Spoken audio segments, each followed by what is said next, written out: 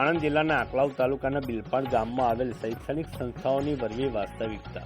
ત્યારે વાત કરવામાં આવે તો આણંદ જિલ્લાના આંકલાવ તાલુકાના બિલપાડ ગામમાં આવેલ પ્રાથમિક શાળાનો તૂટેલો પ્રવેશદ્વાર અને શાળાની બાજુમાંથી મેન હાઈવે તરફ જવાના રસ્તાની અને ગામ તરફ જવાના રસ્તાની ગંભીર હાલત જોવા મળી આવી. આ અંગે રાહદારીઓને અવરજવર કરતા મુશ્કેલીઓનો સામનો કરવો પડી રહ્યો છે. તેમજ નિષ્કાળજીને લઈને કોઈપણ અકસ્માતની ઘટના બને તો તેનું જવાબદાર કોણ રહેશે? સ્થાનિક નાગરિકો દ્વારા જાણવા મળ્યું છે કે આ અંગે ક્યારે કાર્યવાહી કરવામાં આવશે તેવું સ્થાનિક નાગરિકોના મુખે ચર્ચાઈ રહ્યું છે. ત્યારે શાળાની બાજુમાં મેન હાઈવેથી બિલપાડ ગામ તરફ રસ્તો જતો હોય ત્યારે આ રસ્તો ગંભીર હાલતમાં હોય, જેને લઈ અવરજવર કરતા રાહદારીઓને મુશ્કેલીઓનો સામનો કરવો પડે છે.